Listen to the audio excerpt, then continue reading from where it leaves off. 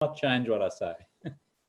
Yeah. So the thing is so I have a friend, a really good friend, and he's actually the one who transformed into it's like his image was merged with the image of the kind of the angelic being.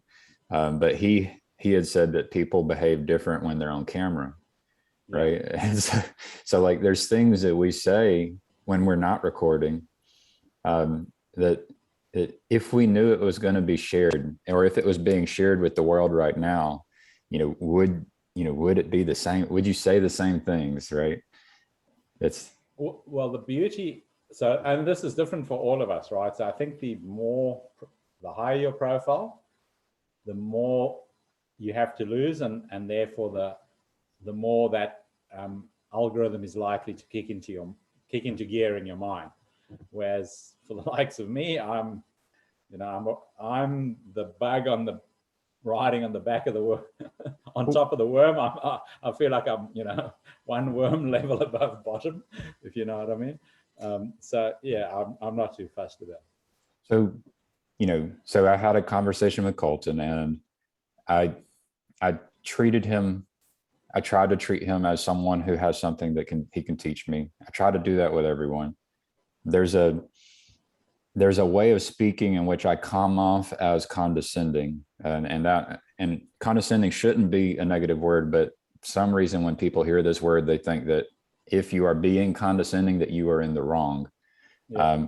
And then for me, and you had just mentioned this, there's something about a inverted hierarchy related to status. You didn't use those words, but that's what came to mind. Yeah, exactly. So like there's people who have the most attention, they have the most status, and I put it this way, they should have less of my attention than my children and the young people. And then if that happens, so ideally it would be flat, because if anytime or ideally you should at least treat everyone as if they have something to teach you.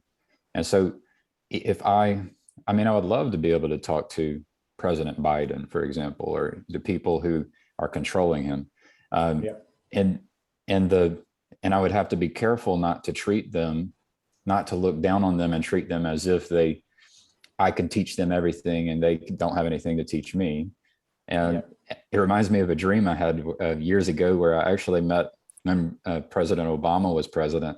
I met him in my dream, and I started actually talking down to him, like trying to teach him, just like I've had people try to teach me. And you would know the person I'm talking about, who I wouldn't necessarily want to talk about publicly because we're recording. But yeah, he basically his whole spirit changed to where he tuned me out. Yeah. And so there is a consequence of treating people that way. But I have been warned. It's like, because I speak to people even if I speak to them as if they are my equal, you might be surprised whenever I speak to someone who's young, or if I speak to my child, my 6-year-old, and I say, what should I have done better? I'll ask him sincerely, what should I have done better? And then I would treat the President of the United States the same way. That would be my goal, to treat him with just as much attention, pay just as much attention to the President of the United States if we were in a conversation as I would to my son. But I actually pay more attention to my son, and I should, because he's here. Because your son he's devoting 100% of his attention to you. So your attention is valued. But we're working on that. With your son, whereas with Biden, you kind of going to say, well, he's a politician. He might be able to fake paying attention to you, but is anything going to stick? Well, I mean, he doesn't even respond I sent an email to him and the vice president about wanting to work with them. Yeah. And I got ignored. So yeah. I don't like paying attention to people who ignore me. But anyways, fair enough. I would love to be able to have conversations with those people, and they wouldn't even have to be public, but I've been told that there's all these people, they value their attention. They have protected their attention, and they don't allow people like me to connect with them. So they actually they're kind of like, I would say they're looking down in a way, It at least that's the way they behave. Maybe they don't know that they're doing that, but they behave as if they're doing that. Like there are people, they're behaving like there aren't people out there who, if they connected with those people, then that relationship would cause the good to increase. Yes, you see, they believe they're at the top for a reason, and that reason is that they are the best suited to be at the top at this time. Therefore, they have the answers, and they're implementing them. And you must just suck up the solutions that they're going to be presenting through their legislation, and you must just be a good little citizen and accept what they're telling you. And that is the world. That's not how it used to be, but it has hardened into that mode of being, I believe. So those patterns have now really firmed up, and we are seeing. That's why we're seeing authoritarian behavior manifesting all around the world. And so can you honestly say that, like, if you imagine we're live streaming this to the world, can you say that that doesn't have an impact? I can admit it did have an impact on me omitting a name, for example, but does that have an impact on you? Yeah, no, so we just worms, right? So what I do think is going on, and this is, I've been looking at what social media is doing, and I'm just, this tiny little speck on a corner, observing a minuscule percentage of what's going on. But the world is, we're trying to develop artificial intelligence, and the social media platforms have got teams of people working on improving their algorithms. They're trying to fine tune and improve their algorithms for better, to understand their. What are they aiming at? I'm going to use this word generally. Their customers. They are trying to give us what we want, so that we can become committed to them. That's what they want. They want power over us, so that they want to give us what we want. Yeah. On one level, but on another level, they have wants and desires as well. So they're also trying to train their AIs to change us into becoming what they want us to be. So all of these social media actions and interactions is being used, I believe, and this is not a conspiracy theory. This is what every responsible social media platform should be doing to maximize their profits and, improve value for shareholders, is they are learning how to maximize their profits. There you go. And that's their job. That's what they're aiming at. That's what they're aiming at. And in order to do that, they're improving their algorithms to understand us. But in doing that, we're giving them power over us. I think the reason I became less willing to use these as platforms, is because I don't, over time, I've been less interested in immediate gratification, right? And that place seems like a place that's all about immediate gratification. And I can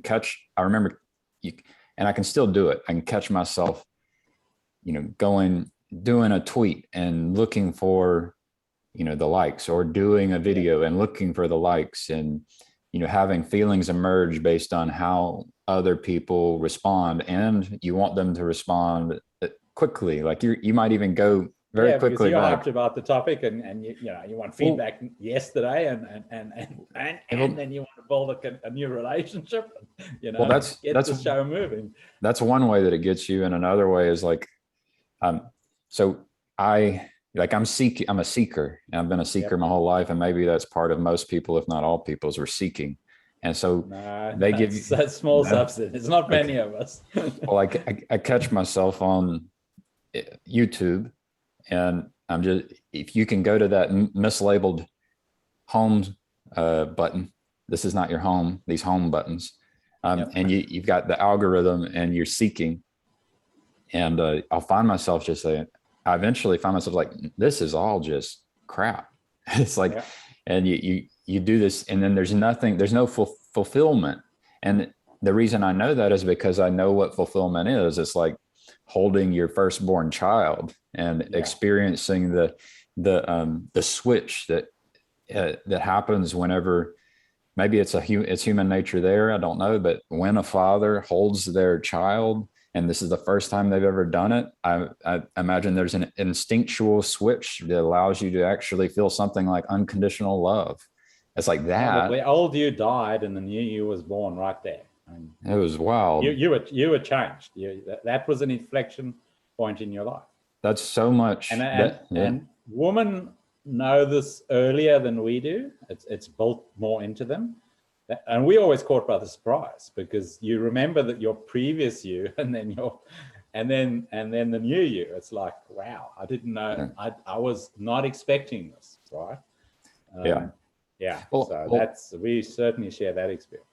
Yeah, in that dream with the angelic being, one of the feelings, like a part of that dream was this little girl in an airport running up to me to give me a hug. And in the dream, I felt this thing. It was so foreign and strange to me, this so meaningful, just fulfillment. And like part of me even thinks I was looking into the future. Now, looking back at it, I wonder, because now I know what that feeling is. It was the feeling I had when I held my firstborn son. It was unconditional love. At the time, I thought it was like what Buddhists talk about with nirvana, or, there's and that. So I had tasted it or felt it, just at a glimpse in a dream years before becoming a father. And just that experience is so much better than the. Sorry, Gavin. Yeah. I'm just talking to Gavin. Yeah. Sorry, no. Yep. Sorry, just input from my wife. Yeah, my wife walked by earlier, is giving me a wave. Sorry, just keep going. Just back up 30 seconds. I'm not lost. My point is that when you compare that to the searching that you can do on your little black box, that or your black box on the wherever it is, or your newspaper, or your books, or you can do all these activities. Maybe all the things that people can get addicted to, where they get the immediate gratification. It's not very long lasting. It's, that's what these companies do in order to, whenever they're aiming at the money. And I think it has to be immediate gratification. Like if they somehow could encourage you toward that action that allows for the feeling of unconditional love and the responsibility that comes with it, related to being a father. If they did that, they would lose customers. And maybe it would be profitable for those people 20 years from now, for, individuals to become very good parents that try to raise very good children. And it would be beneficial for society in the long run, but they don't get return on investment. Like that return on investment is 20 years down the road, 30 years down the road, or hundreds or thousands of years. And they can't monetize it the same way. They can monetize immediate gratification. Yep. So I recently, very, very recently in the last week, but I've got about 50 tabs open on my computer. Maybe it's in one of them, because I go through and I build up, and eventually I say, okay, I've got to clean this up, and then I type everything up and I say, I cut and paste, and I basically try and catalog what I'm learning. But this was so this is sort of in line, I don't know if you've seen this Netflix documentary on what the social. There's a doco out on Netflix talking about how the social media companies are basically acting in total bad faith and just trying to hijack our limbic systems to, and I forget, and there's a guy, and I know Sam Harris has spoken to him, this guy that produced this thing, he's been doing the rounds of some of the talk shows, you know, the YouTube talking heads and whatnot. But that's not the article specifically, but it's deeply connected. But this is that. So the humanities departments are basically studying, you know, us. That's their job. That's the purpose of the humanities department, is to study meaning, what gives us meaning, but also what makes us tick. And so the media companies now have now deeply studied the psychology of our emotional responses. And that's just tying in with what you said. They are now harvesting our emotional responses. That is the game they're playing. They are engaging us emotionally. And this is what I said earlier about the AI learning. So they are pushing.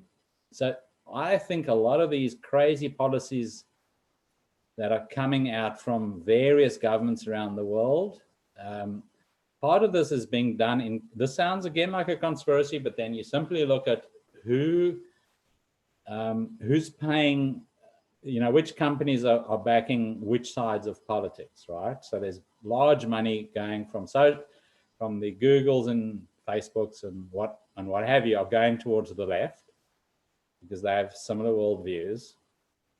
And there's I don't know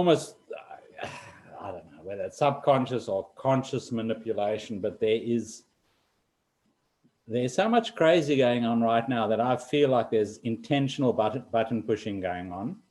And as a result of that, so this is deeply conspiratorial what I'm talking about now. And I'm just telling you, I don't know whether it's consciously or subconsciously, but I know that because we know that they've admitted it. The AI algorithms are trying to model us better. So they're doing that, and they have to do that because their competitors are doing it. So everyone has to do this. And they support the left side of politics through campaign finances, and because that's the worldview that they're trying to bring in. So they have a world that they're trying to bring into being, which is, you know, if you and I were in power, we'd be trying to bring in a world, right? Wouldn't we? And we'd be selling you know, when you do a political campaign, you're selling a vision of the world that you're trying to bring in. I just decide, I hope I don't interrupt. Keep your mind, try to remember where you're at and what you're saying. But the thought is, I am in power and I am trying to bring about a certain kind of world. It's just my power is limited. But go ahead. Exactly. Yep. Yeah. Look, and we have a plan, right? We've got our own little conspiracy going on, right? Which is, yeah, for sure. And there's you and me and Michael, and I'm going to invite Robin. It'd be fascinating to see if he decides to join us. He's a super guy. He's got this land down on the East Coast. So I still remember where I was. Okay. Just to back up, so Michael, I think, just posted something that we're meeting over the weekend to sign the papers, but I was a little bit nervous about my American order. I've just got a notification from DHL is that it's close by. So, okay.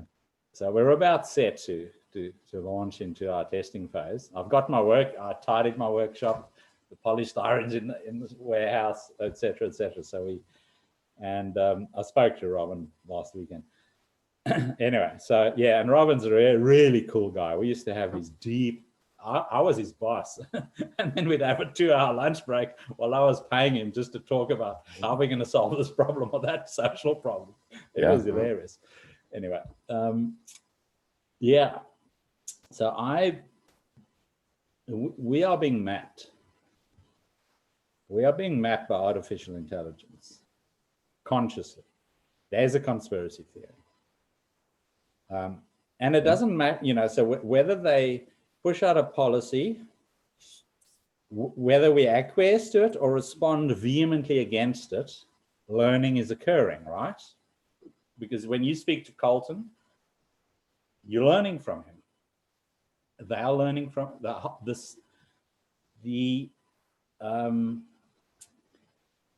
the system is learning to enslave its customer base, because that's every business wants a loyal customer base to maximize profits, and they want new customers.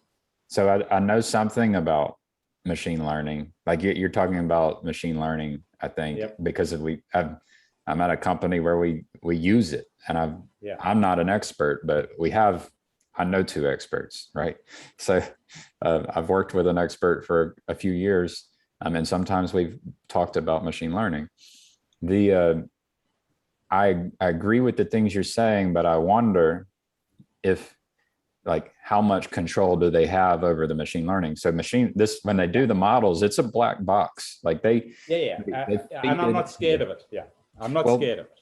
The thing, so when we are doing, so if we have these conversations, and the word I like that I've heard Paul use recently was a fellowship, and him and John Vervaeke are talking about. So we're doing fellowship, and this could even be an incentive for us to do fellowship, and an incentive for us to share our fellowship is that the idea that kind of just popped into my head is that we can actually provide the inputs that allow for the models to update.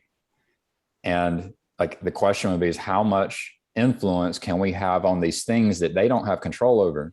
Like they can kill it. They can take their black box and say, oh no, it's starting to encourage fellowship, and it's allowing these people to find each other, to have more meaningful lives, and they might want to kill it. But do they really want to do that if they're feeding on your attention?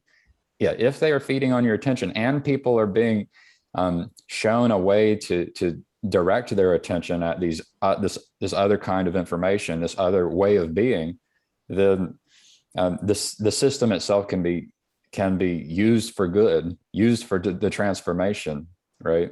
So there's a chance that I'm just like providing reasons why the thing we are doing is good, and why we should share it publicly, and why other people should do it. Because there's always this question by practical people is, you're just, and the reason resonates with me to a degree is like, you're just talking, right? Like, what are you doing? And so, you need to be doing things, but maybe the talking is really important too, because supposedly there's this thing called a meaning crisis, and supposedly there's all these people who are seeking, and they're finding the immediate gratification on TikTok or whatever, and they're still seeking, and they don't even have anything to compare it to. And so when they find the thing that is better, that they've been captured and transformed, and they will then use the tool to do a different kind of seeking. So I think that this idea is just a reason for why we should be having fellowship, maybe, and don't do it too much, but also learn to do it better. Allow that fellowship. The idea is that fellowship is meaningful, and it allows us to transform. We're giving our attention in a way which is the proper way. We're trying to find the proper way of giving our attention. And then we're allowing for the algorithm to be updated for the world, right? Using the machine learning to do it. But anyways, how do you feel about that?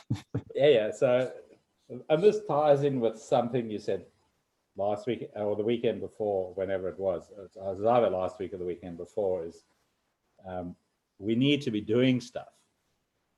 And of course we do, but that's upper register, that's, to use Paul's lingo, upper register and lower register, right? So first you want to get the heavenlies right. So you want to get the Platonic ideals sorted before you build them.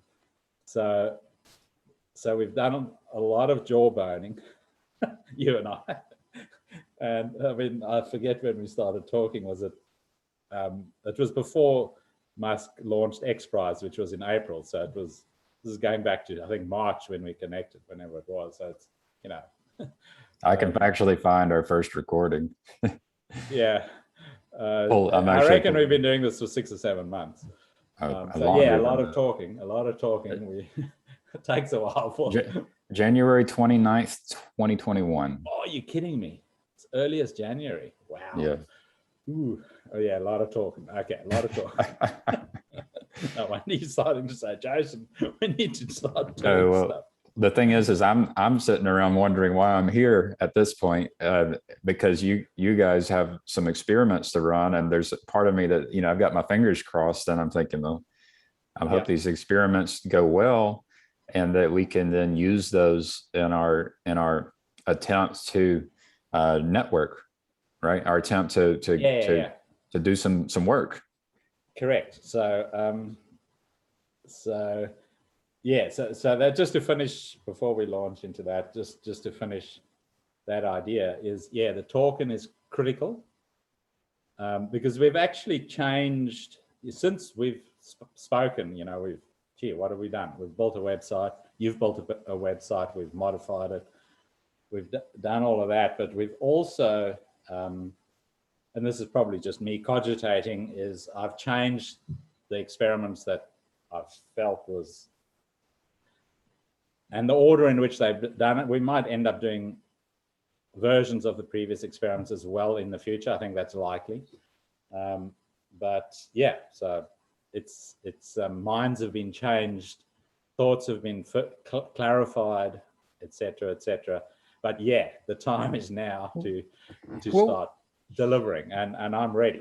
I'm actually keyed up and G'd up and ready to go. Right. Yeah, and that's the thing. I was talking to, I want to call him Mr. Griswold because I feel like that's more respectful. But I was talking to him about, you know, the body that is in Christ is what I guess the way he would put it.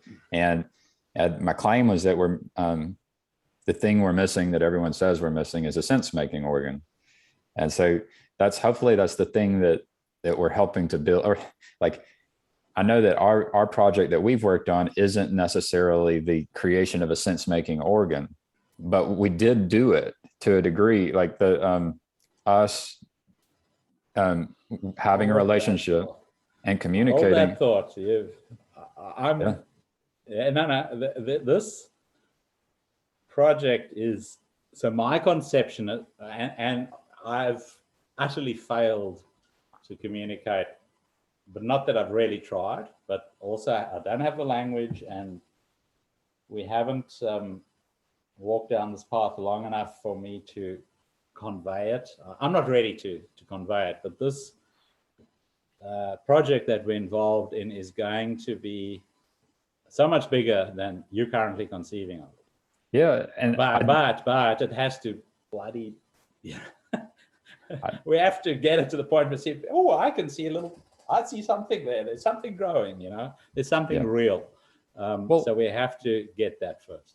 And I mean, I would like to be able to share this recording just, you know, today or tomorrow, if that's cool with you. I don't know. What's that? Go for it. Okay. Yeah, I'm cool. So there are things that you don't necessarily want to talk about now, just because you've got plans and ideas and thoughts about what might happen in the future, and there's the timing for things and so you want to. So we've built a website. We've had conversations almost every week since January, and the ideas that you originally had have hopefully improved, and through talking to you, through having conversations, and then the result. So your plan is to now run at least a experiment that is the result of having conversations since January, which will then kind of demonstrate the physics of the world. It's called lapse rate. I think we want to demonstrate lapse rate in a way that allows for people to see it and understand what lapse rate is. And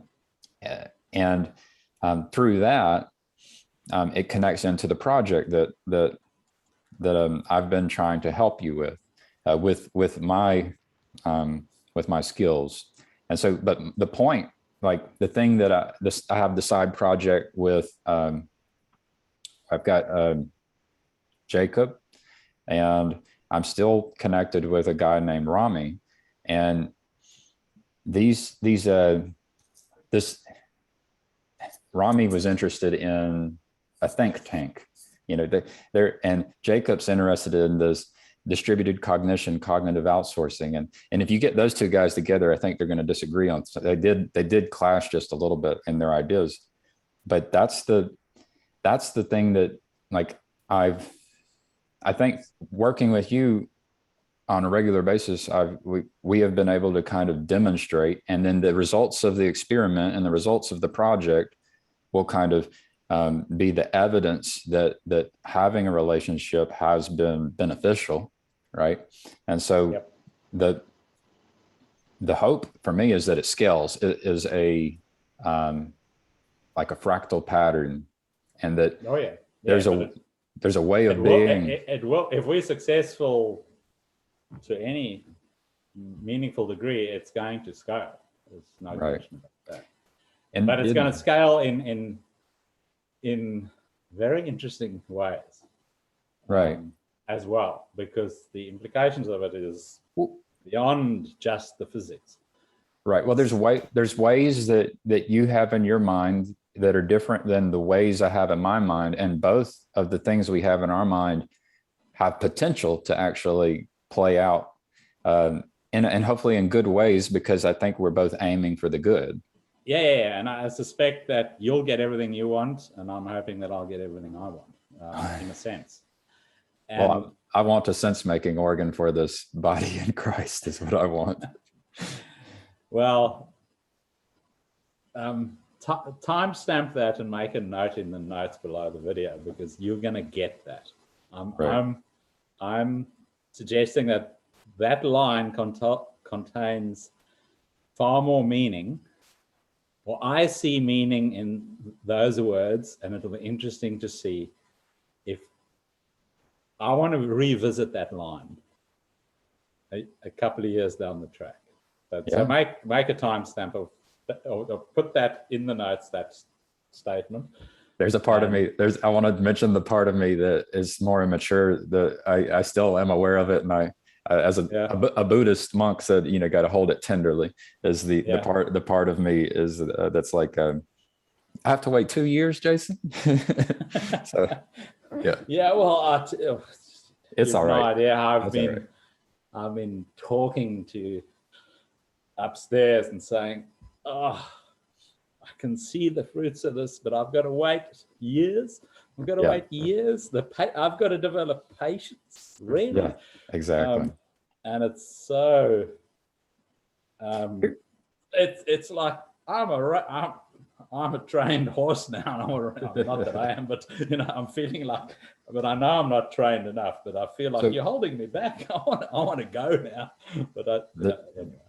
There's a so I was just I woke up early, and before I actually have been awake for an hour before we started talking, and I thought about going ahead and saying, hey, let's talk, but I was listening to Chris Petco, and he was talking to Chad the alcoholic, and Chad produced this imagery, and I said, I like the imagery of God making cookies and inviting us to help, like, because I know my wife, every Thursday so we homeschool, and every Thursday she does a lesson out of the kitchen.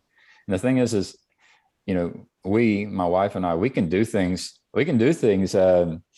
without the kids, and it actually might even be easier. So I don't know how good the metaphor works, but it's worth thinking about. It's like the kids want to help, and so I'm thinking, like, I'm imagining God in the kitchen making cookies, and it's like, yes, you could come over here and help. And I really liked that imagery. But the questions, that emerge is like, can God make the cookies without us? And kind of that, I'll leave it there. I have an answer, but that's the question, and you don't have to answer it. But it's like, can God make the cookies without us? What are the cookies, and can God make it without us? Well, in this conception of reality, I don't believe so, because I think he's aimed at us. So he's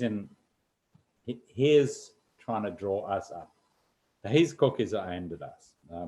But I like that metaphor, because then you get these internet cookies, and you get asked for, do you accept cookies? And I feel like, as I said to you, I ended up in this corner of the internet because weird things happened. And those weird things, those synchronicities and what have you, I feel like those were cookies, and I was being asked do you accept these cookies so that we can communicate better in a way? Yeah. So that's sort of how I saw the synchronicities. You either, it's just rubbish, and in other words, you reject the computer style cookie, and or you accept it, because by accepting the cookie, communication becomes more efficient, right? Well, that's a really interesting. It made me think of like an extension on the metaphor with the cookies, like. So yeah, God has cookies, right? But then the thing is that the social media companies have little cookies too. Yeah. And right? that's where I went for the cookies the minute you spoke about them, because they are related. Right. Here's a cookie. Yeah, let's sit down and have a meal together. Here's a cookie. Right. It's like the verse where it's like, there's the cookie that you eat it and then you want more, and then there's and then there's a kind of cookie where you eat it and you're like, well, that cookie is going to last a while. So there's even like different kinds of cookies, Cookies. Oh yeah.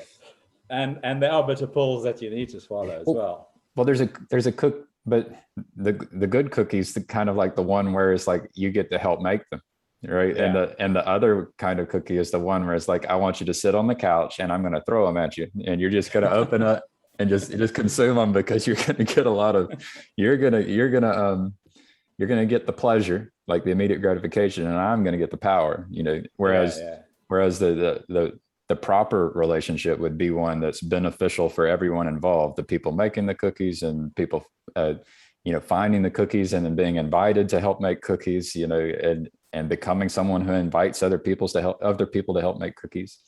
Yep.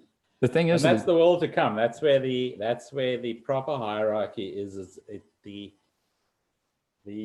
top of the hierarchy descends to one level above ground level, and then interacts with the grassroots. That's the proper hierarchy, because those are the people that need the most upliftment. So that's where you go. But you have to treat them in a way that we haven't yet figured out how to do it. So that's the world to come, in a sense. Whereas the current hierarchy is the bottom people are there to serve the top, whereas the correct hierarchy, as we know, is that the top of the hierarchy is supposed to serve the bottom. Right. But that's not, we've lost that. That's not happening. The current world we're in is the top of the hierarchy says, we're here to tell you how to live properly, and you will listen to us. Right. That's the pattern of the teacher telling the student what to do, and the teacher not treating the student as a teacher. Yep. Going right back to the beginning of this conversation. Right. I think that part of the conversation didn't get recorded, but there's the wrong pattern, which I don't like engaging in that relationship where it's wrong for me to do that pattern, to embody that pattern, and it's wrong for others. Like when you embody the pattern of the teacher, you have to be really careful that you need to embody the pattern of the teacher and the student at the same time. And the thing is they're both at least equally important. I mean, there's different times to switch them up, but you don't want to lose one and allow the other one to just rise up. Correct. And everyone can be a teacher and a student. Yeah, and it's that it's a very flat hierarchy in a sense. It's master and apprentice. An apprentice is, a 17-year-old who knows nothing, and his master's one level above him, who's mastered the art of what he's now teaching his apprentice. But then, before long, that apprentice is at master level, and he has his own apprentice. I'm reminded of my CEO. He's tried to start businesses, and he had mentioned in one of his presentations how he had got into farming. Like he wanted to do greenhouses and farming. He wanted to help, with real world problems. And I was like, I didn't know this, because I've had similar spirit, right? I've been interested in solving these real world problems. And then he says the thing that I understood at the time is like, there's no money in it. You can't make money solving these problems. And so I'm just reminded of him and I'm reminded of my company because the culture in my company is to teach and learn. It's one of the, they've helped me really kind of learn to embody that culture as well. They've also talked about servant leadership, and it's not just words. So it can be just words, and then when you see your manager or your boss, the person who can fire you, when you see them allow for the person who's rungs down, be able to connect with them and say, I think that what you could do is you could go over here and create this thing that's going to allow the teach learn culture to get better, and then they do it. Like, that's powerful. And then if I do that and I'm the servant leader who is not seeking glory, which they've encouraged me to be in that way as well. I didn't need the recognition for sharing the idea with the boss, who then gets to take that idea and implement it because it's a good idea, such that the whole organization gets better. Yeah. So, I mean, it's, you actually have to embody these ideas. You can't just talk about them.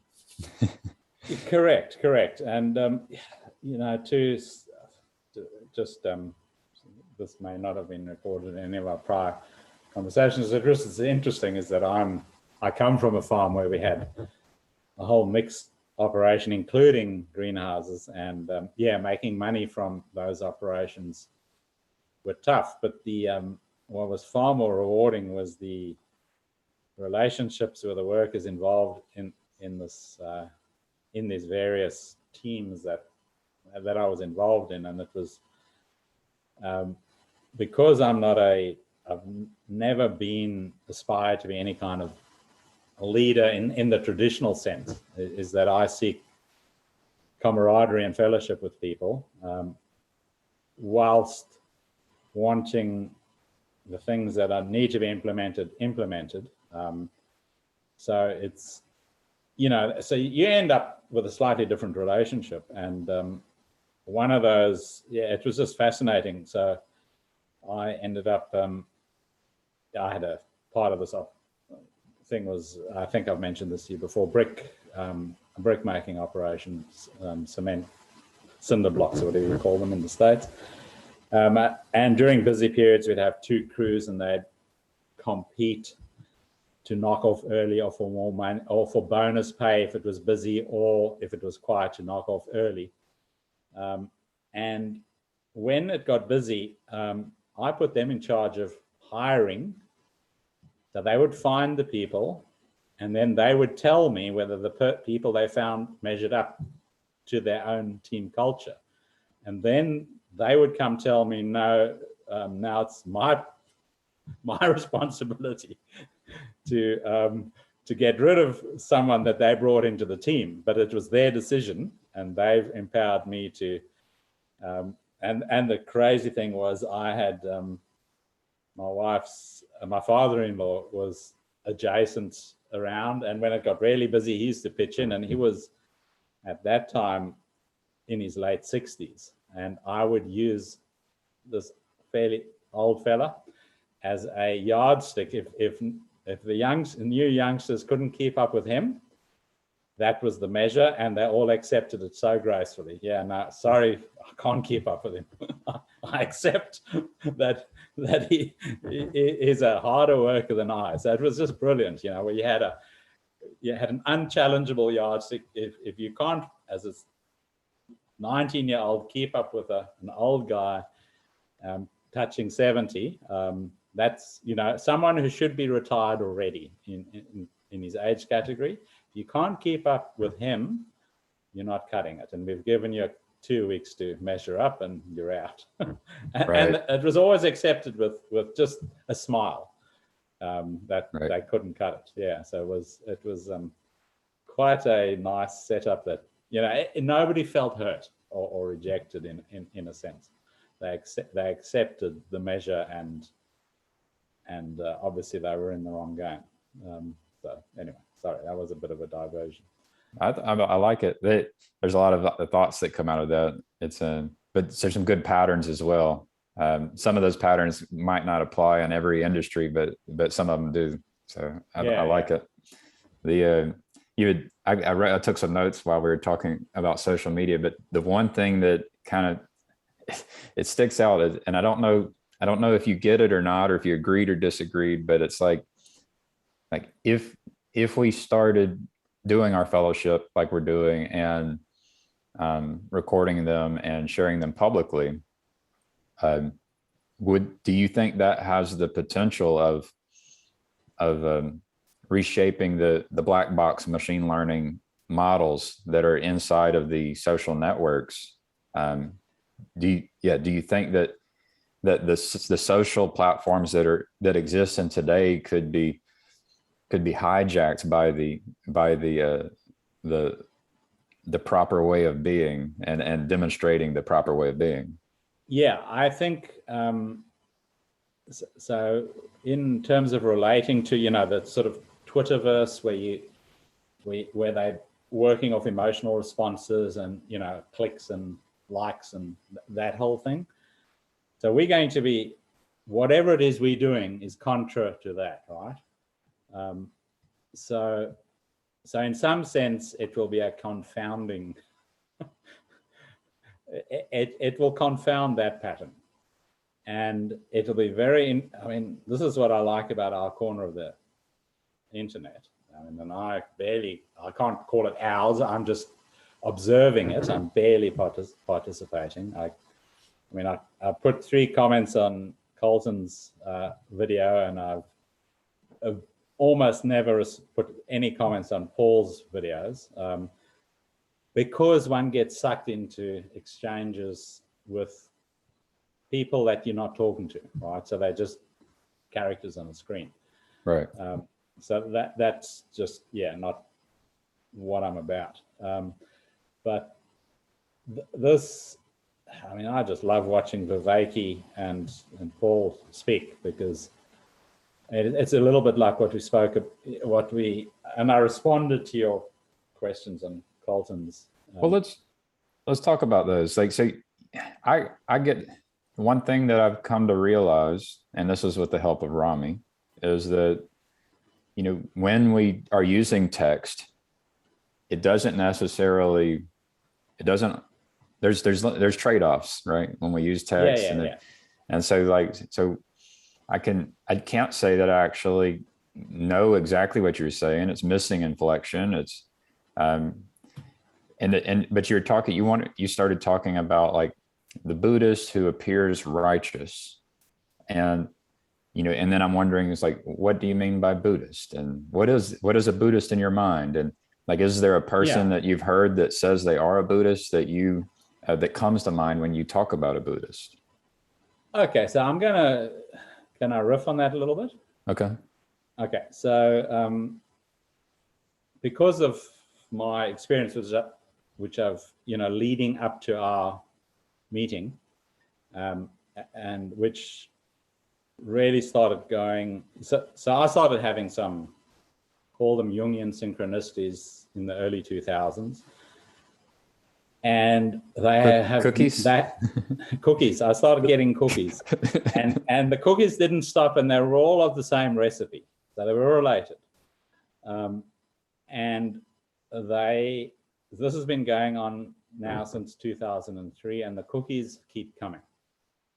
So my meaning crisis disappeared, but I didn't understand the cookies that I was receiving. What flavor were they? What was the recipe in these cookies? Who was sending the cookies? It was as basic as that. Who was sending the cookies?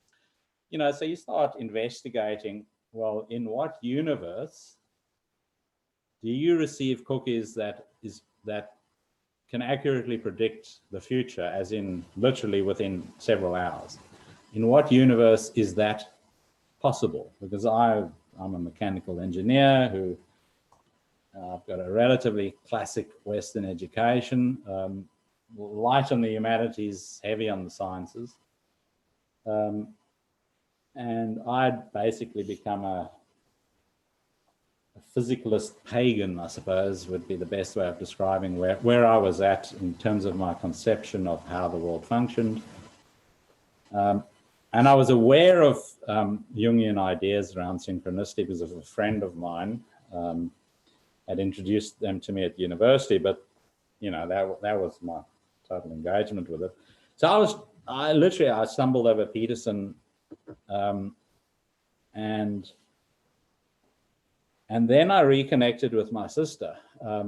So and you do your best learning when you're talking to people in dialogue, because you can voice ideas, then they get reflected back at you, and you can then see what you've just said and say, yeah, that's right, or you amend it accordingly. So it's a very efficient way of seeing what it is you're grappling with, is by sharing it with other people.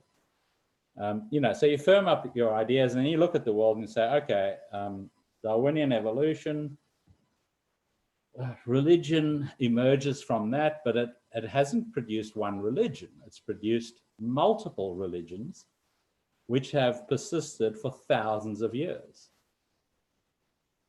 So there's deep truth in that, right? So you have Buddhism and Hinduism, and you've got the Abrahamic faiths, and they've all been around for over 1,000 years. And you're missing the pagans too, or I don't know. I'm missing the pagans, and the pagans are still very much around. Right. So that's kind of my background. That's the one. Yeah. And as I've admitted, I'm a pagan in very. I'm still deeply pagan, and I'm hoping to be a pagan in transition. But it's embodied. I embody paganism more than anything else still, because it's not easy to get the pagan out of you. I'm smiling. A lot of what you love is I know connected. I know what you're saying. Yeah, I understand. Yeah. It's like you've been programmed by your experience. It's a part of you, and so yeah, I'll let you keep going. Yeah. So anyway, so you end up looking at. So you can't dismiss Buddhism. You have to take it very, very seriously, like you have to take paganism and everything. Everything that persists over deep time has to be contended with. And yet, as a person that believes that there's an ultimate truth, they can't all be right all the way. So there's this view of mountains in the Bible, and there are hills and mountains, and then the highest mountain. And I view all these religions as sitting atop hills and mountains. And when you get to the top of your mountain and you've topped out, it's either the highest mountain or you see a higher mountain across the valley. And then you have to descend. You have to descend the mountain and give up the heights that you attained and start again. And that's sort of where I was going with the righteous good Buddha. So if you noticed, I said to Colton that I don't think that Buddhist is damned. I don't believe that for a second. But in the Christian conception, there are two judgments. There's the first one, and there's a second one, and between them there's a 1,000-year reign where the world has to be transitioned into the new kingdom. So there's a 1,000-year transition period, and the first judgment is the people who have lived and died and demonstrated their adeptness in the word in Christology, will ascend into heaven. We won't see them, but we will be fed cookies by them. We'll be fed better cookies than the current leadership crop in heaven. which is the current ruler of this world. And this is interesting when people discuss this, the problem of evil. They almost never refer to the fact that the guy in charge at the moment is the cause, is the one feeding, dripping the evil down, into, whispering it into our minds, feeding us the evil cookies. And that was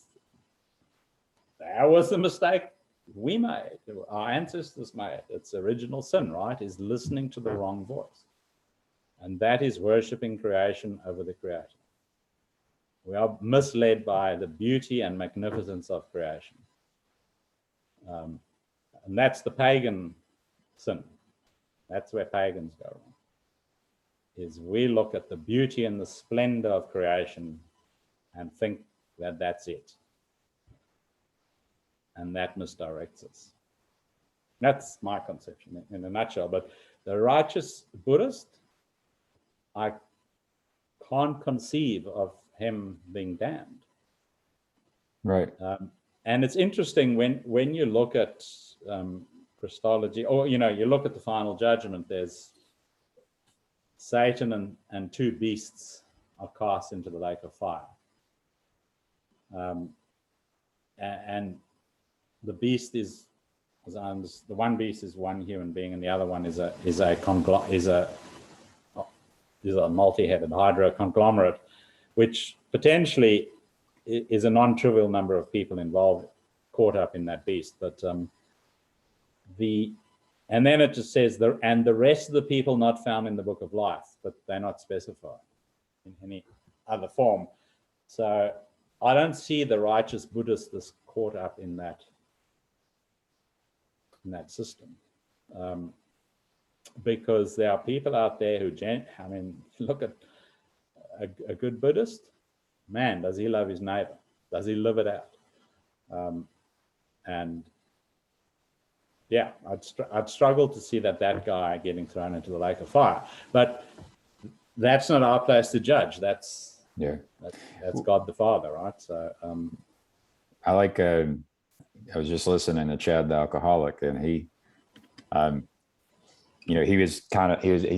confronted Chris Petco a little bit, because Chris has a few videos on calling out evil, and Chad the Alcoholic's like, all right, I'm down. Let's start. It's like, I'm evil. And that's how he started. And then he's like, he talks about how he has I forget exactly how he put it, but his beliefs are a way to keep him aimed. And one of his beliefs is like that he started naming off, Hitler and Stalin and Donner and anyone you can imagine. And he's like, the question would be, do they get into heaven? And he says, he basically says, like, I don't know, right? Which is a good answer in my opinion. And so that's the correct answer. Yeah. Right. Well, we don't know. Well, I tend to think that, I guess it's called universalism. I tend to think that everyone makes it, or every soul makes it. Is what I would. And the thing is that I've listened to some Jewish people, some rabbis, and they talk about like a cleansing that happens when you die, and that basically there's a burning away of the sin. There's a burning away of all these things, and then if there is a burning away, just because you can't get to that place unless that burns away. So if it's a burning away, and this extra dimensional place is, it's outside of our space and time, then the rabbis might say in our time it can never be more than 11 months or something. But in that time, I think it could feel like an eternity, but there would be an end, but you don't know when that end would be if you're in it. So there is a good reason, if you believed in this way, there's a good reason for you to try to aim correctly, such that you aren't, having all of your misbehavior burning away for what might feel like an eternity, like that's very painful. But I kind of like that one. And I do like the idea that anyone or everyone makes it. It's just that it's very painful, extremely painful for some. Yeah. So look, I'm going to, so I used to hold to that view, and I've been reading and meditating on it and reading and understanding the concepts in the Bible. So there is an unforgivable sin. There's an unforgivable sin, and that's rejecting the Holy Spirit. But not, if you haven't had the Holy Spirit, you can't reject it. A pre-rejection doesn't count, because I've done, whatever loudmouth youngster has, scoffed and mocked, and it's not that concept. It is, once you have been in fellowship with God and then you walk away. So that's Satan's crime, right? That he was there. He was the covering cherub reflecting God's glory. And he decided in his pride and whatever that he could be equal to God. So the Bible's unequivocal. So the fallen angels are in strife, because they literally saw the good. They experienced it. They were there in fellowship with it, and they walked away from it. So that's something we can't comprehend, because we haven't been there. But that is an active rejection of the good. Yeah, that resonates with me though. Like, even I could see even Satan makes it. Yeah. Like, even Satan can be redeemed. Like, that's how powerful and how good God is. Yeah, but he doesn't want to be redeemed. Well, that's so it's a choice. That's a choice, yeah. And I think we've previously sort of both agreed that all those that want to be redeemed can be redeemed. Right. That's the that's the qualifier. Not everyone gets redeemed, all those that want. So there's this very interesting, if you're up for this, I want to explore this a little bit further. Yeah. So, and if you can tell me to jump in the lake and do my dirty work, right? Well, so I'm going to put something to you, and I think I put it to you. Sorry, what did you want to say? Well, I ask you again to try to hold your thought, because I just wanted to make a couple of just comments that aren't deep. Okay. When we're using text to communicate, I don't get to see like the smile. Like, I work with a guy and we disagree a lot. And if we were getting text, it just wouldn't work as well. And I told him one time, whenever I was like, let's share screens, I said, I really like seeing your smile. He's sitting there saying the things, disagreeing with me. He might sound mean and everything. And then if he turns on his camera, he's smiling the whole time he's saying it. And so I just wanted to say that, because, the text, when you're participating in text, you don't know the spirit of the person who's communicating reading with you. Your words. Yeah. Right. And those words don't reveal, but the glow and the smile and the eyes can reveal, kind of the spirit in which the words are being delivered. But okay, that's all I wanted to say. Yeah, look, and I actually, that's why I got, from a small subset of people, I kept getting, but you're so arrogant. But that wasn't my intent.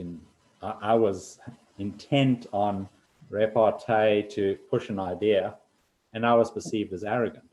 And that, which is, which is basically what you were saying, is that you could be perceived in manners that you didn't intend to be perceived. I had this thought this morning, is and I don't want to derail, keep your mind where you were, but I had the thought, and I've been taking notes, so I actually recommend taking notes as well. Write down the thing you want to talk about. That's how I was able to remember this. The thing that I wrote about this morning is like, what happens? How can you be perceived if you are? Think about this fruit of the Holy Spirit. Like, if you are gentle, you might be perceived as a coward. If you are faithful, you might be perceived as being arrogant. If you are patient, you might be a fool as a that can be abused. Well, and then also your faith could be abused. Yeah, I've also fooled myself, and so you can, if you're being faithful is dangerous, and you can fool yourself. But the perception, it's easy to perceive people who maybe are in Christ and perceive them the wrong way. And it's especially easy because these are just words. And that's why I like our project. And I say it, our project. It's our project. Right. And I don't want to. I cannot do it by myself. Right. Well, and when we aim, have the common aim with the right spirit, we begin to allow for that sense making organ to really work, to do better. So yeah, that's when it does become ours. And so, yeah, that's what you had mentioned about you being perceived as being arrogant. I just wanted to mention, sometimes even if you're in Christ, you can be perceived the wrong way. And I have deeply struggled. This is what led me. It was only until Peterson made the Bible palatable that I was prepared to consider that mountain over all the other mountains, because of my perception of Christians. And that was my reaction to them and my own judgmental, so I was seeing them as being judgmental, and guess what I did? I judged them right back, so it was, I had a similar experience with God, and it's like, I thought that when people were talking about God, they were talking about this, something like a Superman, and it wasn't until I became like when I was an atheist, I was maybe 16, 17 years old, I was allowing other people's words and other people's beliefs to shape my being of an atheist. It was like, because I don't believe in the thing that I've interpreted that you say that you believe in, right? Yep. And I don't even know what they were. Human race. Well, for that, because we all do that, right? I think that's what Paul and Paul Vanderklay and John Vervaeke were talking about this, and supposedly John Vervaeke maybe had a breakthrough where he's realized, oh, they're talking about, I've been confused this whole time about what God is and what people believe God is. And so that's like the first step. Like the first step is like, oh, my atheism, or all it was me saying, I don't believe in that thing. And you're using words trying to point at that thing, and they're just pointers. And so the thing that he thought that was being pointed at, he's like, I don't believe in that. Well, of course you don't. You got to keep searching. And the thing is, the atheist will just stop searching. And that's when the next step is to say, I'm agnostic. I don't know what God is. And the thing is, if people are being honest with themselves, you cannot know, and you will never know. Right. If you're being honest with yourself, you can relate with aspects of him. Well, that's where, so when people sound so confident because they have faith, that's whenever it sounds like people are talking like they know God. That's what it sounds like. And that's what's so confusing. Yeah. People can sound very arrogant anytime they proclaim that. Because the certainty is disconcerting. That's why I resonate with Satan. It's off-putting. Yeah. Like even Satan was a doubter. I could imagine myself like, I want to be looking at everyone like this. I don't want to be, I don't want this thing. And I don't want to say, like, it's hard to say, God is not learning from me. I can't, like, even like I can say God is omniscient and God is loving, but for me to say God is not learning from me, I'm skeptical. I'm even there, I'm skeptical.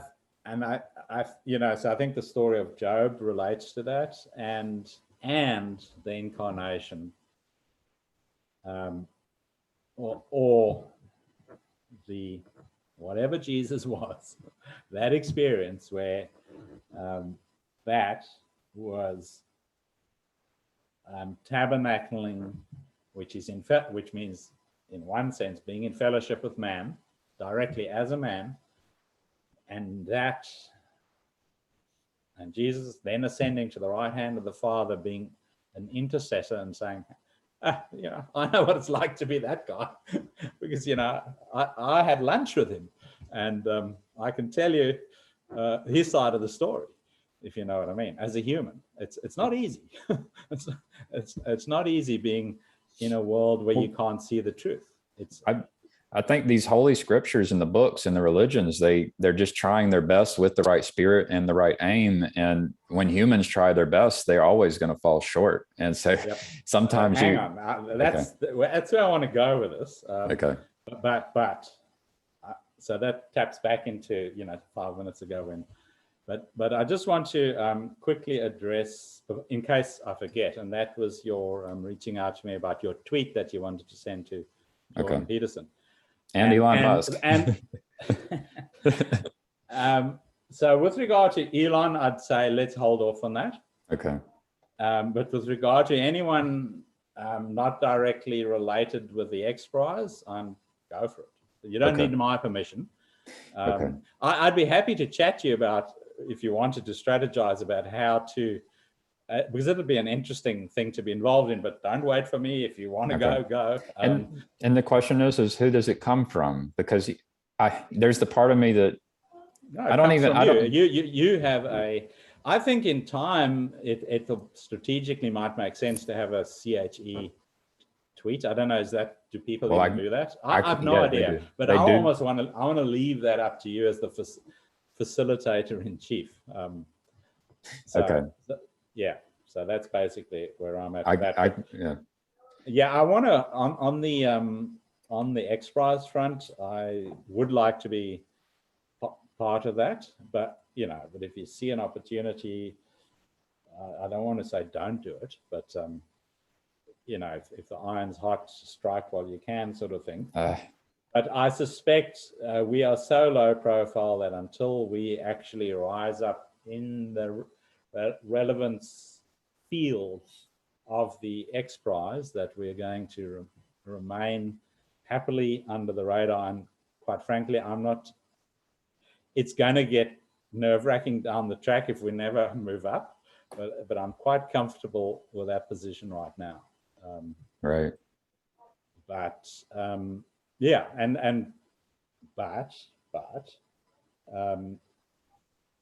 I will, as I said, if you see an opportunity and it seems like something meaningful pops into your relevance field, go for it.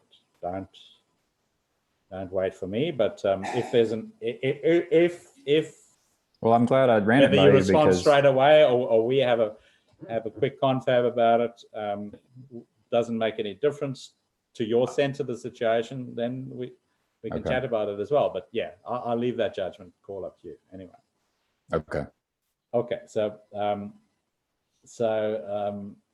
and I mean, it'd be fascinating to see if you could get Jordan Peterson to engage. He seems to be. What I would say in that tweet to perhaps grab his attention, it's not just talk about the technology, because he's saying, I'm trying to recall his tweet, but he's saying everything is involved in climate change, and everything includes humanity, right? Because this is human-caused climate change. So everything certainly includes humans, because that's the part that we're worried about. So I would throw that little idea in there and saying, yes, everything does include climate change, including how we adapt to it and how we respond to it. And by the way, and here is a human developed response to climate change. That might actually that might actually be profound. You could make a little bit of a strong claim there, and see if you can gauge. So that would just be my thoughts on I'm good at creating strong claims. How to appeal to Peterson would be to drag the human aspect into it. I think that's what he's fishing for. And that's the thing is if humans learned and lived properly, the climate would become more stable, more predictable, less chaotic, right? And humans are part of this. Yeah. That is if they live properly, and we have we claim a solution directed towards that. But we are also, like, I am claiming, and I think you would too, that I have been trying to live properly for a long time, since before Jordan Peterson came into most people's awareness, right? And I think you have the same kind of, I think you make the same claim. And so it's through people trying to live properly that these things happen. Yeah, sure. And and that is why I love your neighbor, and, and live in proper communion with everyone is so important, because if you do it and you influence your neighbor and they get influenced by you in a positive manner, then they influence their neighbor, and so on and so forth. But up until this project, I've been withdrawn from the world. This project has pulled me put me on a totally different path, because it's literally, I was quite happy down here in my own little, corner of nowhere, just living my own life and enjoying my small group of people that I connected with. So my claim would be that that's a necessary step. So, like, I tried to, when I had a shaman, and when I had a shaman, I treated him as if I was the teacher, which was so strange, because I was wrong to do that. And he's dead. I don't have the opportunity now to have a better relationship with him. But where was I going with this? The Living small first, being satisfied with. Yeah. I can remember. You are. Yeah. If I go back and view this thing out, it might come back to me at that time. But yeah, there's a message related to what he taught me, or what I learned from my relationship with him in hindsight.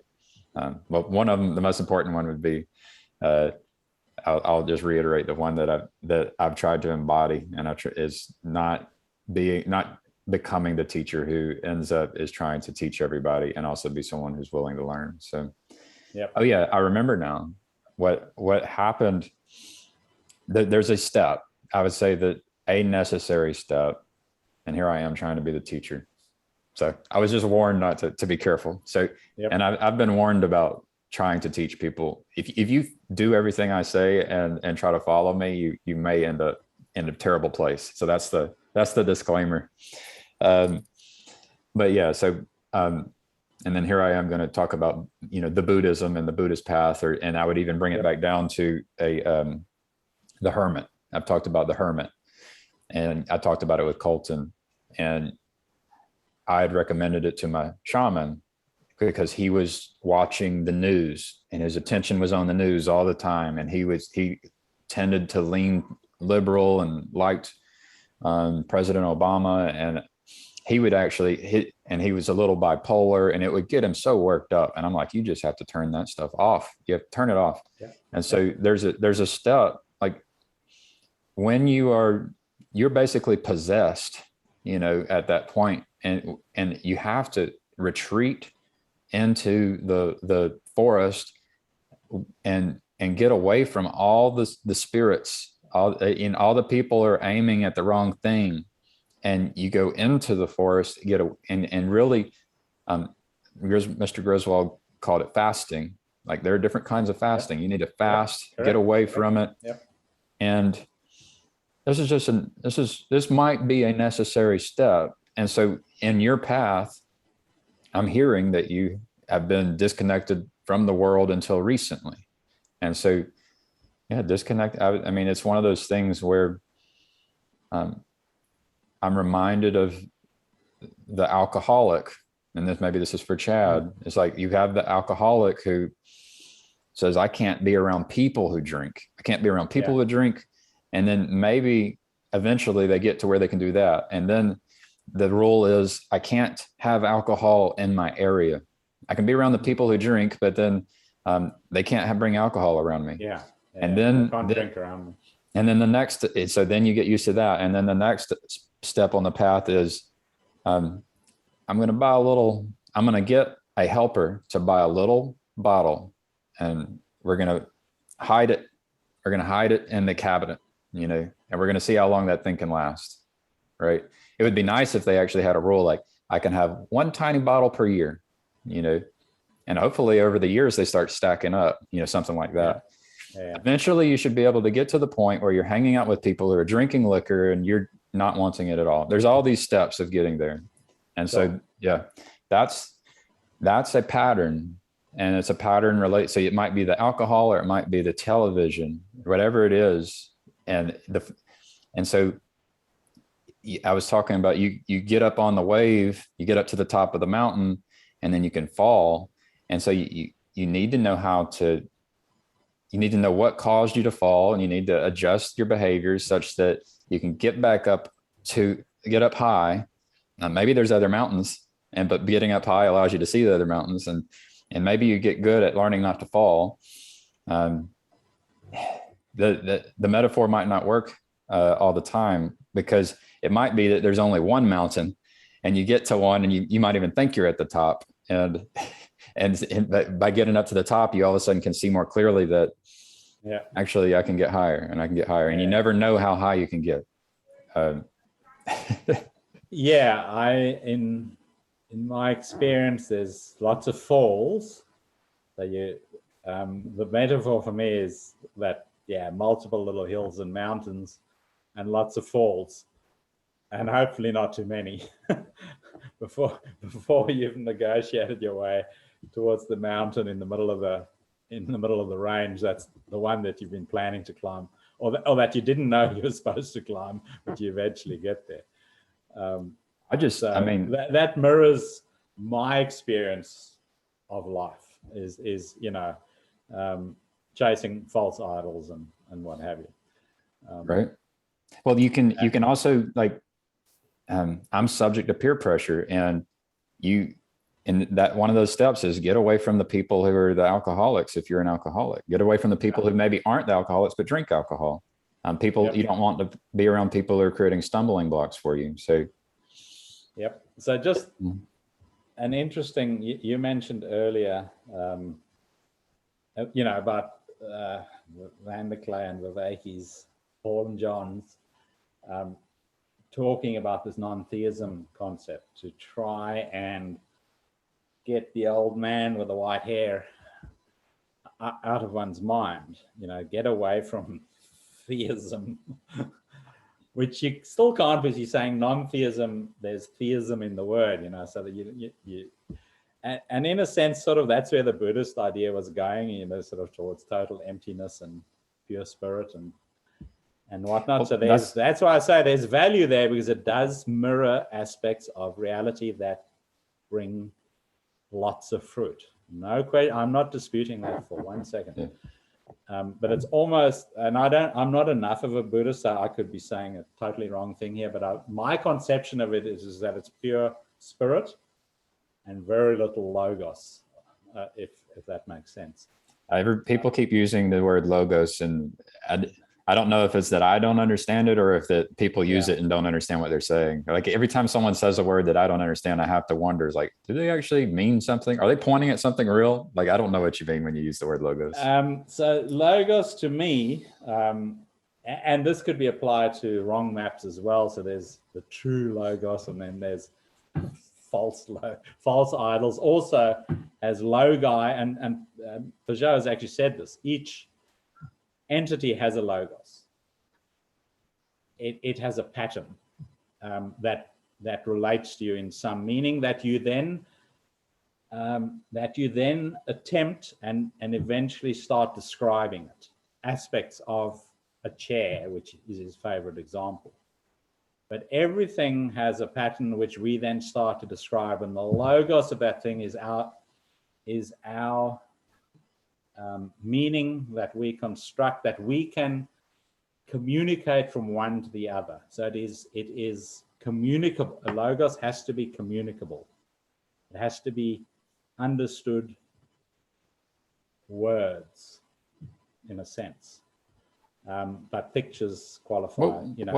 What is the logos behind a hug, embrace for someone who just lost a loved one? Like, Sure. So, I mean, I'm terrible at this. So I'll suck. I'm not even going to attempt, but, you know, Okay. it will be, but it's going to be more, that's going to be more ethereal. Whereas to me, the logos and the spirit mirror facilities that we have. And I love this model that was Ian McGilchrist brought, which is left brain, right brain.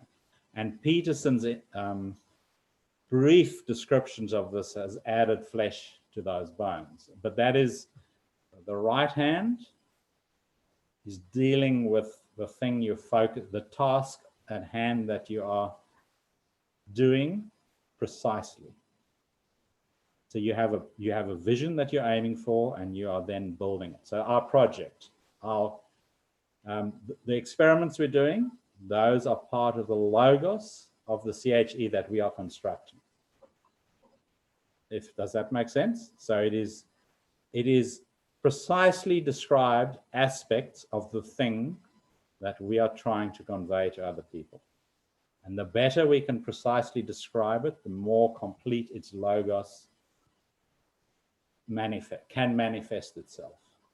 Like, to me, it seems like it has to be directly connected to action and being. Yeah, but it's us seeing a pattern and then grasping it with our right hand and manipulating it. In other words, it's bringing it into our understanding. So it's you get an intuition about something, and then you start grappling with it, and eventually you can start explaining aspects of that thing, whatever it is. You can explain it to me in words that I can relate to. So there are truths which can be understood by acting and running experiments with our body, and then there are truths that can't be understood by acting with our body. These are like a thought experiment, right? Correct. And this is why God sits so high above us.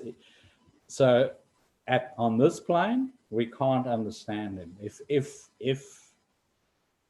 we make it, if we ascend into the heavenlies, then we will have a fuller but yet incomplete comprehension of God, if that makes sense. So there are things here that so I can't walk on water.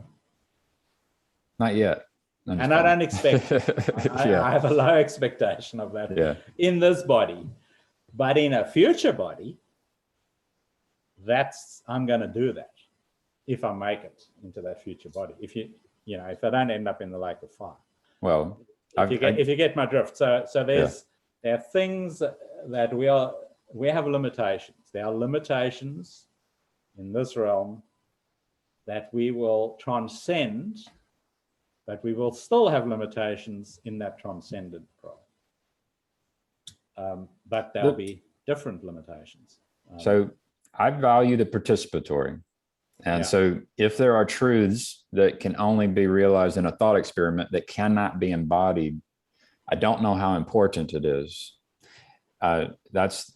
So if I can't bring the heavenly into existence with my actions, does not seem practical. It does not seem useful. It almost seems like a distraction. No, there's a difference. So some of those thought experiments will never be realized, but there are other thought experiments which you can have today, which have the potential to be realized in time. So you have to differentiate between those which are unrealistic and those which are potentially realistic. I would categorize it. I can say that. Go ahead. Yeah, no, I would just say I would categorize them into those which have the potential to be realized and those that don't. Okay. Yeah, I think we're on the same page. I don't know how logos, this word, it's you had mentioned that us create. So it seems like to me, is there a logos? The logos is the thing that can be embodied either here and now or at some point in the future. Yes. Yes. It's something that you can participate in. And when you see it, you'll know it, because we have described it and grappled with it and modeled it and conceptualized it. So when it appears, I can point to you in the future and say, that is the thing that I was talking about. And you'll go, I get it now. So why do we have this word logos? It's because it's simply in the map that I'm currently following, and it's in the Bible, but it's a compression of so that word is an attempt to compress this idea that you could, so you have one word or I could have a sentence that says the thing or the kind of pointers that can lead to the embodiment and the proper way of living. Yeah, but I want to amend that. I want to throw in the word consciously. So it is not like dance, which you are embodying from your right brain hemisphere, a movement that you cannot yet describe. You can embody it without explaining what it is you're doing. The logos is when whatever it is you were doing, you've brought that into a conscious model which you can relate to someone else and saying, that is the meaning of what I'm doing, and that is what is the meaning, what is the purpose, and I'm going to embody that in a structure that will do X, Y, and Z and bring these fruits. Right. So that's conscious. So it's conscious engagement. Right. And the spirit. So the dark part of yourself is your subconscious, and that is what the spirit brings the light into that, and that light moves from the darkness, from your subconscious into your conscious. So first you're born in the water, which is the logos,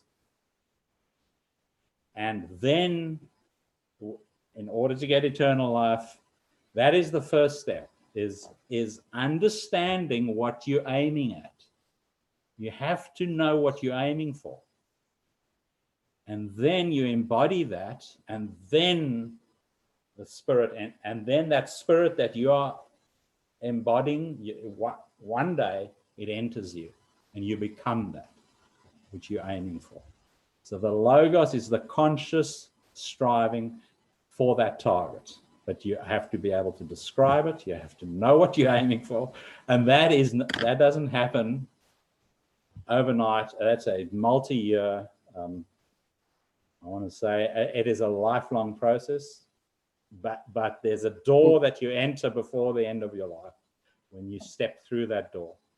Yeah, I want to, so some ideas, and you've heard me say this probably. I thought about writing a book about a hero that brings peace on earth. And then I was thinking, well, why don't I try to become the person who brings peace on earth? And then the story comes after it. It's like, what is the thing? What creates, where does the story come from? It's like, if I'm going to, and when I try to write a book, I try to get all the details right. And so, and that's why I can't write a book, because a book it's missing the details. There's plot holes. And then I'll spend my entire life trying to write the book and build up an entire world like maybe Tolkien did. And it's like, well, how about I just try to become a person that is trying to do it. And so then for me, I come up with a hero LFG, and I try to create blog posts, and I'm trying to embody the proper way of being. And then the hope would be, especially, if God is real and God is good, then it ends up, the outcomes end up being the evidence that points at the words that were written on a blog post. The thing is it's a way of being. The words that I've been writing are just, it's a way for people to like you use the word witness, I think. Yep. It's a way for people to be a witness to the proper way of being. And so I try to embody the proper way of being, and I try to predict the proper way of being and write it down as I'm experimenting and playing with ideas. Yep. And then the outcome is allows the pointing back at the things that were written so that people can know how it is done. Precisely. So instead of accomplishing something and then doing a post hoc, after the fact, made up story of how you got here, you can point to what you said you were going to do, the purpose of what you were going to do, and the final outcome. Right. So that's a prophecy, right? And it's not, but it's the prophecy.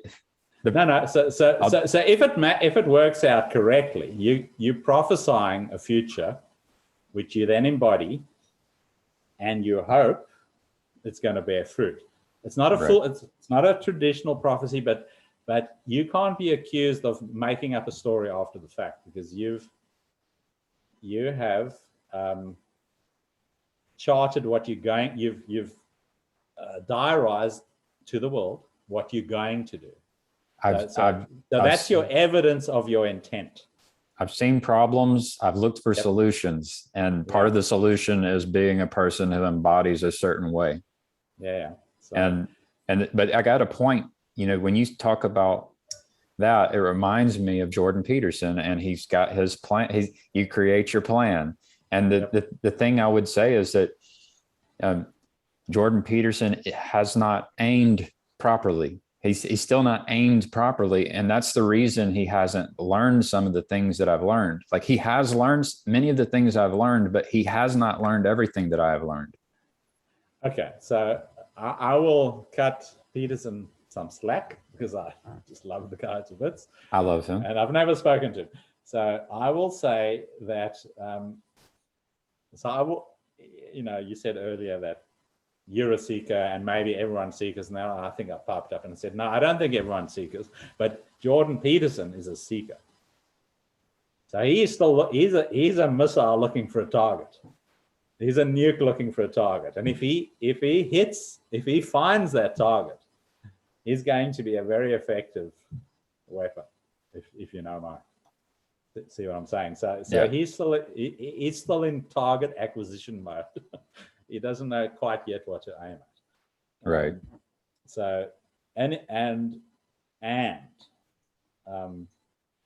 I've been my mother called me a seeker when I was a teenager. I didn't know what it meant. Because I've always been a dreamer and a bit bookish and what have you. And I've done well with whatever I've set to achieve academically. We're comfortable financially. We don't have any debt. Our kids are great. I have a great life. Couldn't be happier. I've never sought financial. I've never been motivated by money. To my wife's chagrin. I've always done well academically, and I've started numerous businesses, got them all going. The last one I did start here as a migrant into a new country, lived for about 6 years and eventually failed with a global financial crisis, which led me into the current profession, which led to the CHE. So I regard that as serendipitous. However, I feel like I've found my target. Right. So I can look at Peterson, recognize, I don't have his personality, and he is so driven to find the target, far more driven than I was. And my target was dumped in my lap. I feel like I got it without deserving it, in a sense. The cookies were fed to me. I didn't go and knock on the door asking for cookies. They were dropped in my lap, which is what grace is, right? Grace is. But if you're a seeker, how can you be a seeker and have the cookies dropped in your lap? Because I was not looking for that. I was not looking for those cookies. I was specifically anti those cookies. Mhm. I was anti-Christian. I was anti-Christ. And then, and guess what? God has no more fun than grabbing Antichrist and saying, "Here you go. See how you like this little cookie, and see how your little Antichrist behavior stops. You know, here's an anti-Antichrist thought, a cookie in a sense. I wasn't looking for that cookie. The Antichrist. Yeah. Sorry. The Antichrist pattern is it is not peaceful, and if you are seeking peace, you can. And the thing is in order to have the Antichrist pattern, you actually do not want peace. Like that is the Antichrist pattern is when you don't want peace. Put it this, no, if the Antichrist pattern doesn't lead to peace, but because it's a deceptive pattern, it claims to seek peace. It literally, and I forget, it's just Google peace and safety Bible verse, and it's Paul talks about it. So just before the world turns upside down. So what the powers that be are trying to bring into being is peace and safety, which is why they're behaving tyrannically with COVID. They aren't though. They are lying. They are not. It's deceptive, but that is the message they're telling the world. And the people, many of their supporters, there are people that buy this. There are people that believe this. So the left are bought into this in a big way. They want the peace and safety that they are being told, that they are being promised. So I'm saying the leaders are deceptive, but the sheep that they are shepherding. I don't even know how. Like, I think the leaders can use deception, but they may not realize that they are deceiving themselves or that they are self-deceived.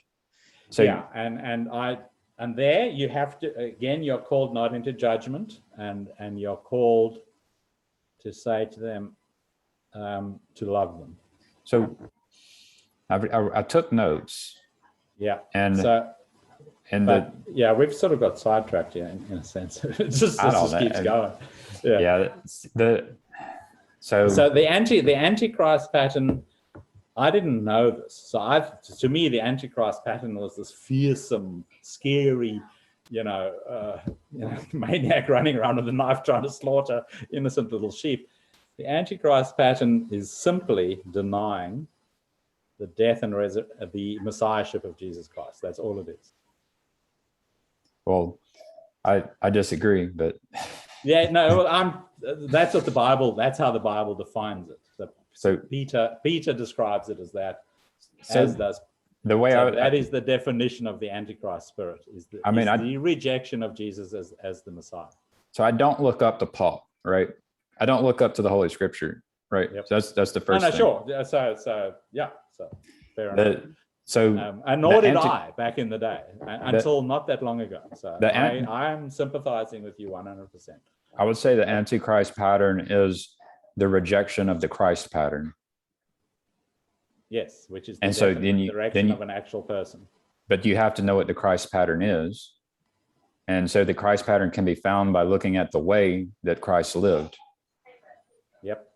And so but every claim that so I don't know if it was you or someone else said, and I think it was you with Colton, where you said something so I'm sort of calling you on it in a very fellowshipy manner, which is, and this is not my response. I got it from Mere Christianity, C.S. Lewis. So if you say Christ was good, then you have to contend with everything he claimed, because otherwise he was just insane. He was just a lunatic. I mean, we're all lunatics. You show me a person who's not a lunatic. You see what I'm saying? So you don't want to end up, following a lunatic, right? So he claimed. I don't follow anyone. I to don't. be the yeah. But anyway, so and I used to be right there next to you, and I'm trying not to sound smug or anything because. But and tell me how I'm coming across, because this is well, I want to make sure this that is my gripe with Christians. I want to make sure that the audience understands, like, because we have been talking since January, and because we are working on a project and we have a common goal, and we've done the work where the ideas have evolved, and we've got this pre-existing relationship. If you were a stranger and I was talking to you, it could be different, especially if I was less mature, right? So all these things you don't have to worry about. You should know that you don't have to worry about upsetting me, but the audience, I can guarantee you that I can have conversations with people where I've done good work with and love them and want to do more good work with them, and an audience that wasn't aware of it would think, man, these guys are getting at it. They disagree with each other. They don't, So don't worry about that. Don't worry about upsetting anyone or anything. Yep. So Christ was either good, or he was kind of good, but he was a little bit lunatic over here. And in which case the Bible becomes meaningless, right? The New Testament shouldn't be the figure focused upon. Therefore he is not the expected Messiah. And I used to, this was all just bunkum to me. This was utter bunkum, which I totally rejected. And, and Paul van der Klay's project, in part, because the minute, and I actually had a Christian knock on the door, and I used to treat them fairly curtly and bluntly and just tell them I wasn't interested and I'm a different person now, because I've changed. And so this is why I say I can, you're, for someone that doesn't accept biblical truth, you're an incredibly, you're an incredibly good listener and communicator and someone to be in fellowship with, because I would have pushed back a lot harder, antagonistically than you're doing. So I'm commending you in terms of your response, because I can remember what I used to be like. Well, the question I have to ask myself is, are you believing and doing things which I say are wrong, right? Like, and really, are you acting in a way that is wrong, that I would condemn? And I don't think so. And so, but I can ask myself the same question to any number of people where every individual has a unique set of beliefs. Everyone has their own unique religion, and I can. Most people I'm not going to condemn. Most of the people. Now, in general, the one that I just dislike is the one where people take on the pattern of being the teacher and not being the student. And not being willing to learn, not being, I don't agree with C.S. Lewis either. Like C.S. Lewis is wrong about a lot of things. Oh yes. But that argument is tough to contend with, to say he's either the figure that he's claimed, in which case he's good, or he's a charlatan. In which case you should look at everything he does skeptically. Why? Well, why would you bother to follow someone who claims that they're going to resurrect, and then other people claim that he did? And so my claim is that if you run the experiment and aim at the good, you may along your path look at Christ and say he's a lunatic, but as long as you're aiming at the good seriously, you end up learning that he wasn't a lunatic, right? Yeah, but I mean, the only reason you and I have a common conception of the good is that we grew up in Western civilization, which was in large measure formed by Christ, and in other measure was pagan, right? It's this hybrid creature that. But we have strong commonality.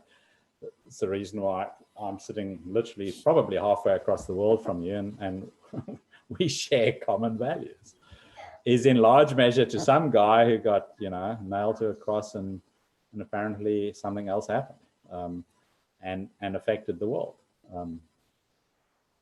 because we are now in large part. So this is where Tom Holland is quite interesting, because he's looked at what Roman culture was like, and we look at.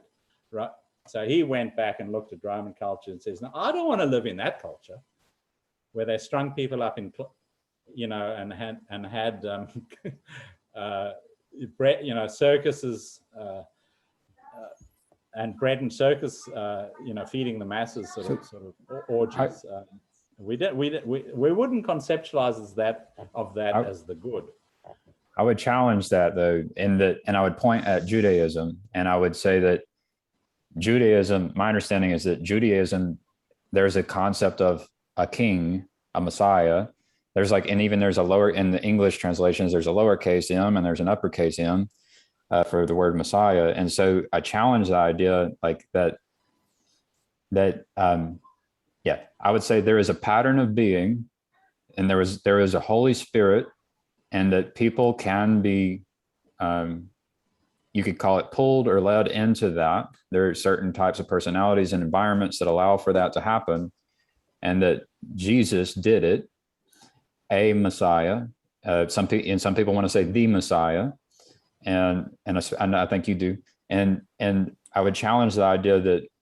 So I would say that Jesus helped, as all people who are living, as Mr. Griswold says, in Christ, which you can live in Christ, even like his name wasn't Christ. Like there is this Messiah pattern that you can embody. You try to embody, and you seek the good. And when you're serious, you try to embody becoming a king, and that anyone could do this at any time, including before language was even invented and before Judaism even existed. Yeah, so this is like an eternal truth that I believe in. That there is a pattern of being that we can embody, and it's existed for all time and is separate from language. In fact, language was probably invented by a Messiah.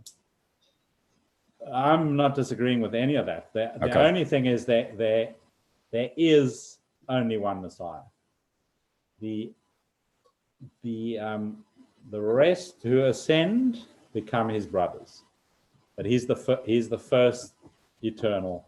But yes, can you ascend and can you embody that pattern? Absolutely. And then the idea is just what's the risk of our beliefs, and I think our beliefs are compatible.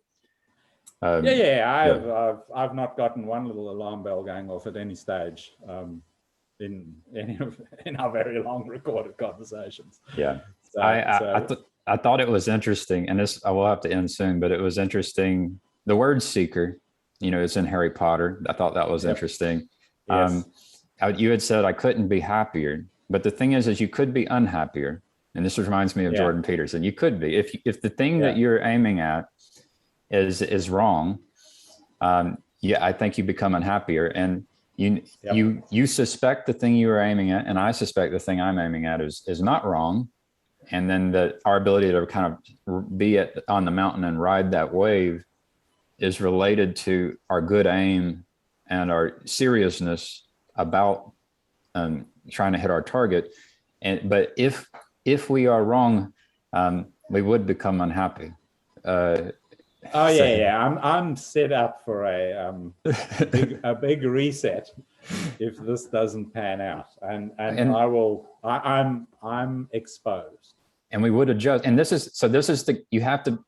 like the fool. You have to be willing to run the bold experiment that allows you to be fooled. And then you have to and then I know it's a part of the transformation process that both of us have undergone, is you become fooled and humbled. And then you have to say, I was aiming wrong. And then you aim better. And so that's the learning transformation process that I would say, Jordan Peterson he's trying to figure it out. And you end up getting better at being humbled and trying to get back up and aiming better and searching for the better thing to aim at. Yep. And being serious about it. Yeah. I think it might have been in Peterson talking to Pajot, where he said he's self-transformed 3 times in his life, and he doesn't know if he has one more left in him. And he has hundreds left in him. It's if this falls over, my life will continue. but I'll be I will be in a different place. One last thing, and I hope when you mean you be in a different place, you'll be in a different place in this world. But the one last thing is the to end this with is like prophecy. So I'm trying to do prophecy, but the unique thing about it is I'm actually trying to be the person, and this is a Gandhi quote, be the change you want to see, right? And so you have an advantage whenever you're trying to be the change that allows for the prophecy to happen. You're not trying to, and then I do kind of think that I've seen it where the prophecy, a good prophecy, is going to come true whether I'm participating or not. So I don't even have, I don't think I have to participate for these things that I've written about to come true. But I am participating because I want these things to come true. And but I do see, whenever I see other people seeing the things and doing the pointing in the right direction and doing the work in the right way, that's leading to the things that I think are good, that would be in the book that I would have written.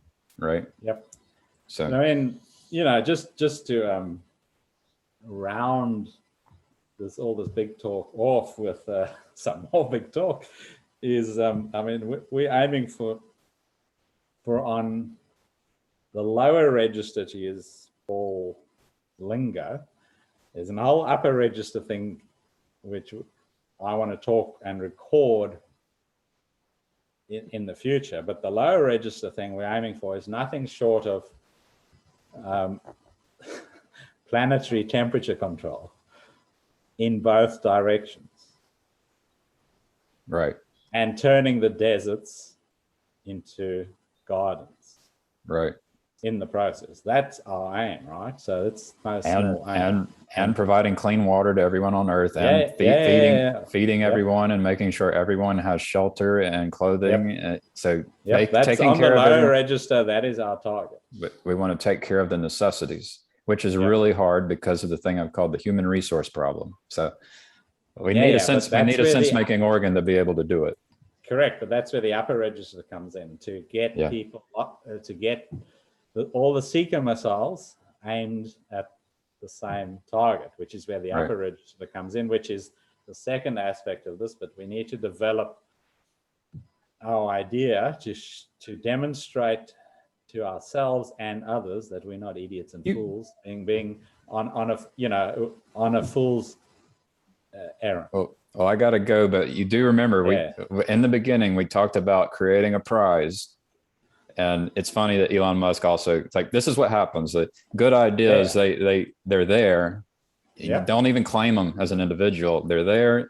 People will receive them. It's good. But which, and I was talking about those cookies I was getting. That was just a typical example of a couple of months after we engaged, bang, the door opened for us to proceed. Well, me being a husband and a father is very important. So I have to go do that. So you're telling me to get back, bugger off to bed, eh? Good one, Gavin. Have a good week. I love our conversation, and I love our fellowship. So I never got to that thing which we didn't speak about, but it's not urgent. You can write it down. You can put it in our notes. I will, and you can tell me to do my own dirty work, and that's fine. But you seem to get questions pushed up to Van der Clay. It's basically I'm wanting to push a question towards Van der Clay. I might have a crack if it doesn't. If I don't know how to do it, then I might say, well, you have a go and see if you can get him to engage. But it is relevant. It is a scriptural question directly related to our project. Sounds good. Yep. I'll help. I'm willing to help. Okay. That's what I do. Good. I'll discuss it with you on our private chat. Have a good one. Go and look after your family. Okay. Thank you. Cheers, Bye-bye. Bye.